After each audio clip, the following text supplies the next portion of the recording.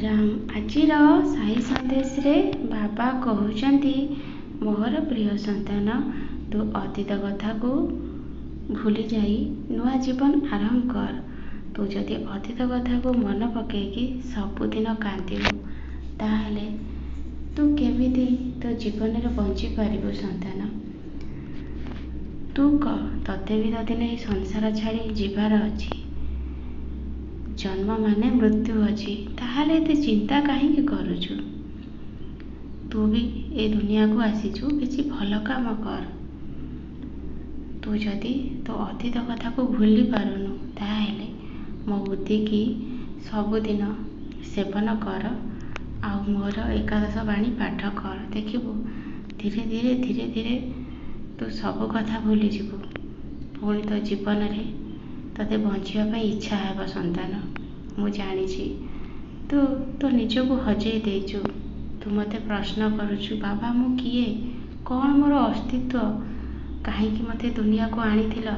ମୋତେ ବଞ୍ଚିବା ପାଇଁ ଟିକେ ବି ଇଚ୍ଛା ହେଉନି। ମୋତେ ସବୁବେଳେ ଏଇଠି ଯେମିତି ଅଣନିଶ୍ୱାସୀ ଭଳି ଲାଗୁଛି। ବାବା ମୋତେ ତୁମେ ନେଇଯାଅ, ମୁଁ ଏଠି ରହିବାକୁ ଚାହୁଁନି। ସନ୍ତାନ, ଏସବୁ ଭାବନା ତ ମନରୁ କାଢ଼ିଦେ। ମଣିଷ ଜନ୍ମ କେତେ ପୁଣ୍ୟ ବଳରେ ମଣିଷ ଜନ୍ମ ମିଳିଛି। ତୁ କ'ଣ ଏଇ ମଣିଷ ଜୀବନକୁ ଏମିତି ହିଁ ମାରିଦେବୁ?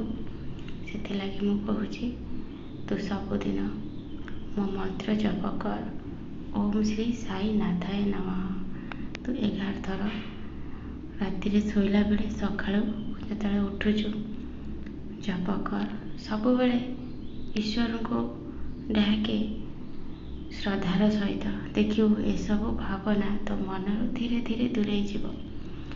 ତୁ ବହୁତ ଭଲ ମଣିଷ। ତୁ ଆସିଛୁ ଏ ସମାଜକୁ, ଏ ସଂସାରକୁ ଭଗବାନ ତୋତେ ଆଣିଛନ୍ତି ଆଉ ସିଏ ତୋ ପାଇଁ କିଛି ଭଲ କାମ ହିଁ ରଖିଛନ୍ତି। ତୋ ଦ୍ୱାରା ବହୁତ କିଛି ଭଲ କାର୍ଯ୍ୟ ହେବ। କାଲି ତୁ ସନ୍ଧ୍ୟାରେ ମୋ ମନ୍ଦିରକୁ ଆସିଥିଲୁ। ତୋ ମନ ବହୁତ ଉଦାସ ଥିଲା। ତୁ ଚୁପଚାପ ହେଇକି ବସୁଥିଲୁ। ମୁଁ ଜାଣିଛି ତୋ ଜୀବନରେ ତୁ ବହୁତ ବଡ଼ ଆଘାତ ପାଇଛୁ, ଯେଉଁଟାକୁ ତୋ ପକ୍ଷେ ଭୁଲିବା ସମ୍ଭବ ହେଉନି। ମୁଁ ସବୁ ଦେଖୁଥାଏ ସନ୍ତାନ ତୋତେ। ତୋ ଆଖିରୁ ଯେମିତି ଅଶ୍ରୁଧାରା ବୋହି ଯାଉଥାଏ ସନ୍ତାନ। ସେଥିଲାଗି କହୁଛି, ତୁ ଯଦି ପାରିବୁ ସବୁଦିନ ମୋ ମନ୍ଦିରକୁ ଟିକେ ଆସେ। ତୁ ବସ ଆସିକି, ଦେଖିବୁ ମୁଁ ତୋତେ ନିଶ୍ଚୟ ଦର୍ଶନ ଦେବି ଆଉ ଧୀରେ ଧୀରେ ତୋର ସବୁ କଷ୍ଟକୁ ଦୂର କରିଦେବି। ମୋ ଆଶୀର୍ବାଦ ସବୁବେଳେ ତୋ ଉପରେ ଅଛି ସନ୍ତାନ। ଚିନ୍ତା କରନି, ମୁଁ ଯେତେବେଳେ ତୋ ସାଙ୍ଗରେ ଅଛି ତୋର କିଛି ଅସୁବିଧା ହେବନି। ମୁଁ ସବୁବେଳେ ତୋ ହାତ ଧରିଛି ସନ୍ତାନ। ମୁଁ କେବେ ବି ତୋ ହାତ ଛାଡ଼ିବିନି, ତୋତେ ଏକା କରିବିନି ସନ୍ତାନ। ତୁ ଏବେ ଉଠ, ସବୁ କଷ୍ଟକୁ ଭୁଲିଯା ଆଉ ନିଜ କର୍ମରେ ଲାଗି ପଡ଼। କର୍ମ ହିଁ ଭଗବାନ। ଅଳସୁଆ ହେଇ ଗୋଟେ ଜାଗାରେ ଶୋଇକି କାନ୍ଦିଲେ କଷ୍ଟ ଚାଲିଯିବନି ସନ୍ତାନ, ବରଂ କଷ୍ଟ ଦ୍ୱିଗୁଣ ବଢ଼ି ବଢ଼ି ଚାଲିବ। ତୁ ଯଦି କର୍ମ କରିବୁ, ଯେତେବେଳେ କର୍ମରେ ଲିପ୍ତ ରହିବୁ, ସେତେବେଳେ ଧୀରେ ଧୀରେ ଭାବନା ତୋ ମନରୁ ଚାଲିଯିବ। ଯଦି ଗୋଟେ ଜାଗାରେ ବସିକି ରହିବୁ, ତାହେଲେ ସବୁ ଭାବନା ତୋ ମୁଣ୍ଡ ଭିତରେ ପଶିବ ଆଉ ତୁ ପାଗଳ ହେଇଯିବୁ ସନ୍ତାନ। ସେଥିଲାଗି ଏସବୁରୁ ବାହାରେ।